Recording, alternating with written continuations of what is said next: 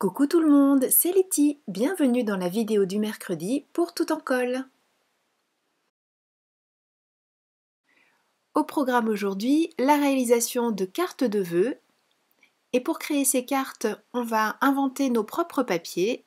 Et pour inventer ces papiers, je vais utiliser les peintures Fresco Finish de Paper Arty et le rouleau dur.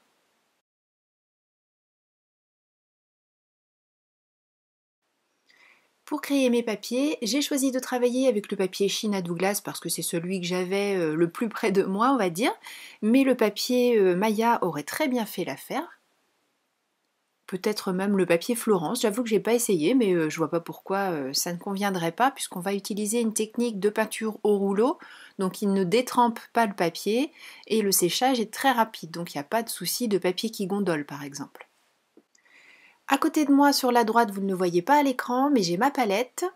J'ai déposé une goutte de peinture. Alors quand je dis une goutte, c'est l'équivalent de la surface de l'ongle du pouce à peu près, hein. Enfin de mon pouce en tout cas. Donc après, tout dépend de la taille de votre pouce, évidemment. En tout cas, très peu de peinture. Je passe mon rouleau plusieurs fois dedans de manière à bien enduire tout le rouleau. Et ensuite, je passe le rouleau sur le papier en prenant soin de faire coin par coin, en évitant de faire des choses en diagonale pour essayer de rester uniquement sur des lignes qui vont se croiser verticalement et horizontalement. Alors, mon rouleau, vous voyez, il était un petit peu chargé. Là, les premiers passages que j'ai fait avec ma peinture bleue sont vraiment très prononcés. Essayez d'être un peu plus light dans le choix de répartition de votre peinture de manière à ce que ce soit le plus harmonieux possible. Essayez de penser à commencer par vos coloris opaques, puis on monte ainsi vers les semi-transparents et les transparents, de manière à ce que vos superpositions soient les plus jolies possibles et que bien sûr une peinture opaque ne vienne pas couvrir une peinture transparente, ça n'a pas beaucoup d'intérêt. Donc ici j'ai utilisé une seconde couleur, vous aurez bien sûr le détail des couleurs utilisées sur le blog. Et enfin une troisième, tout ça donc dans les opaques. Pour apporter un peu de peps à l'ensemble, j'utilise maintenant un coloris transparent que j'applique exactement de la même manière. J'avoue qu'il faut que je fasse des progrès avec cette peinture au rouleau. J'ai tendance à avoir la main un peu lourde au départ, donc à peut-être trop charger mon rouleau. Et ce qui fait que le premier dépôt est quand même assez prononcé et ensuite c'est très très léger puisque je roulotte en fait, je vous l'ai pas dit, mais jusqu'à ce que mon rouleau soit sec. Ce qui fait qu'au fur et à mesure, ce qui est sur la palette finit par être sec, ce qui est sur le rouleau est sec aussi et la feuille est sèche quasi instantanément également, donc c'est vraiment très pratique pour réaliser des fonds rapidement. Bon, je savais que ce papier, je ne l'utiliserais pas tel quel puisque j'ai choisi d'utiliser l'outil effet bois. Pour ça, je mets de la peinture, toujours Paper Arty, blanche cette fois-ci. Par contre, là, j'y vais un peu plus généreusement pour avoir une épaisseur que je vais pouvoir travailler avec mon outil effet bois. Et vous voyez, je fais des petits mouvements de bascule pour avoir les différentes formes de nœuds de bois. Voilà, en fonction de comment vous vous promenez sur votre papier, vous allez obtenir des nuances qui donnent cet effet que je trouve particulièrement chouette et que j'étais très contente de reproduire ici parce qu'il y avait un petit moment que j'avais sorti cet outil et ça m'a fait très plaisir de retravailler avec. Et voilà! Et ça maintenant on va laisser sécher parce que là le blanc étant un peu plus épais, il va falloir sécher un petit peu. Pendant ce temps je crée un second papier, toujours le même papier China pour la base, en tout cas en ce qui me concerne, mais bien sûr ça n'est absolument pas obligatoire, j'avais envie d'un papier un peu épais pour mes devants de cartes. Et de la même manière, je roulotte. J'ai essayé de mettre en pratique ce que je venais de me dire et ce que je venais de vous dire, à savoir d'être un peu plus légère sur les premiers passages. Et je croise mes différentes peintures. Donc comme je vous le disais, j'ai repris les mêmes couleurs en fait. J'essaie de couvrir, de faire en sorte donc de roulotter jusqu'à ce qu'il n'y ait plus de peinture qui se dépose et d'en prendre de la nouvelle, de nouveaux coloris et de croiser jusqu'à obtenir le papier de base que je souhaite. Donc pour ce second papier, je n'ai pas utilisé de troisième peinture opaque, je n'ai gardé que deux des couleurs opaques et je finis par la couche de peinture transparente comme tout à l'heure. Enfin, je finis pas tout à fait puisque je vais utiliser de la peinture blanche comme je vous le disais, mais cette fois-ci appliquée au rouleau. Là, le but de cette peinture blanche n'est pas d'avoir un effet d'épaisseur comme tout à l'heure pour pouvoir la travailler avec l'outil bois, mais bien juste d'appliquer quelque chose qui va venir couvrir mais sans recouvrir mes différentes couleurs pour apporter de la clarté et faire en sorte de pouvoir travailler ensuite avec des encres, avec des pochoirs, enfin vous allez le voir par la suite. En fait, j'adoucis un petit peu tout ce que j'ai fait précédemment en mettant des petites couches de peinture blanche.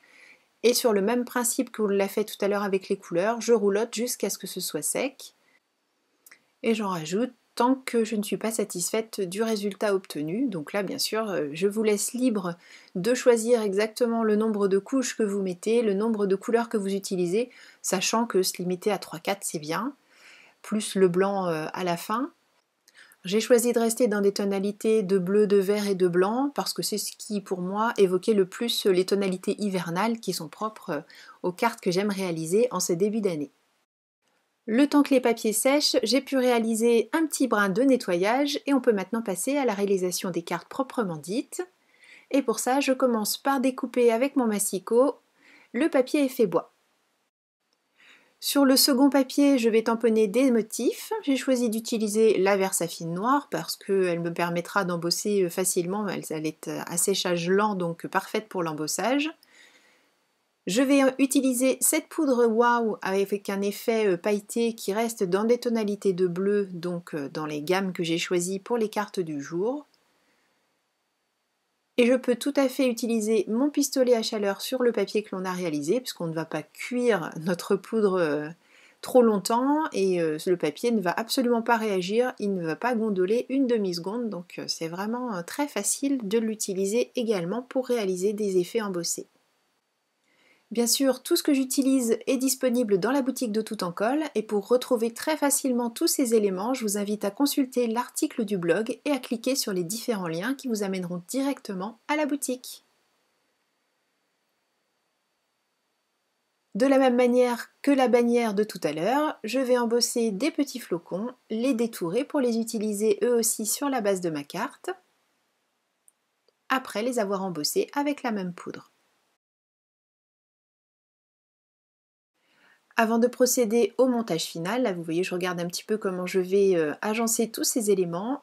Je mets un petit peu d'encre autour de ma carte. Comme j'ai travaillé sur de la peinture acrylique, voilà, s'il y en a trop à certains endroits, je peux passer un petit chiffon avant que ce soit sec. Je réalise des bases de cartes en papier Florence. Là bien sûr aussi dans l'article du blog, je vous donne les références des couleurs que j'ai utilisées. Et je passe ensuite au montage. J'ai choisi de monter la bannière sur des petits carrés de mousse très peu épais, c'est du 1 mm. J'en avais pas encore dans mes affaires et j'en ai acheté récemment parce que je trouvais ça intéressant d'avoir différentes épaisseurs.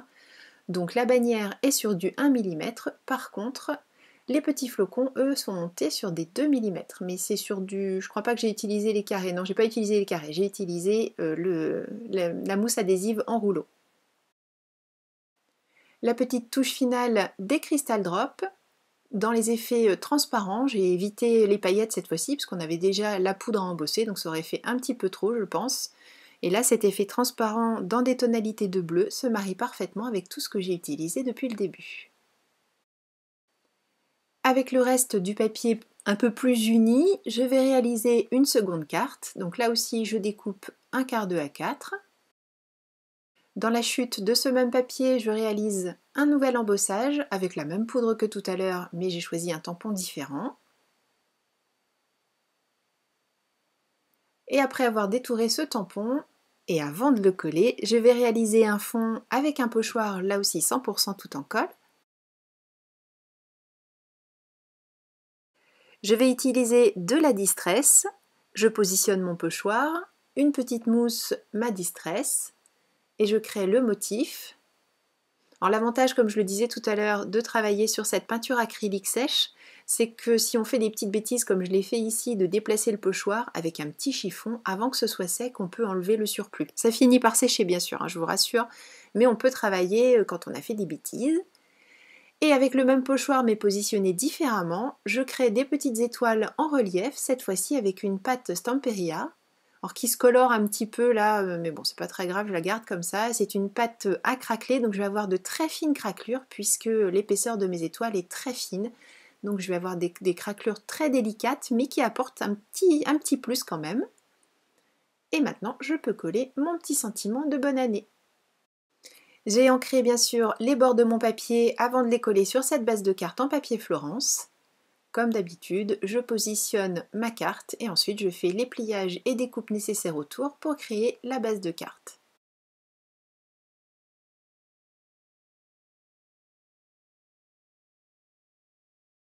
Et ces deux cartes sont terminées. Voilà comment réaliser des fonds très rapides avec la peinture à Paper Arty Fresco Finish, le rouleau dur et puis un petit peu de papier, d'imagination, de patience presque pas puisque le passage du rouleau est rapide et en plus ça sèche tout de suite. Donc c'est tout bénef. Merci beaucoup d'avoir suivi cette vidéo. Je vous donne rendez-vous très vite pour une nouvelle création pour Tout en colle. D'ici là bien sûr, prenez bien soin de vous, créez et partagez. Gros bisous, bye bye.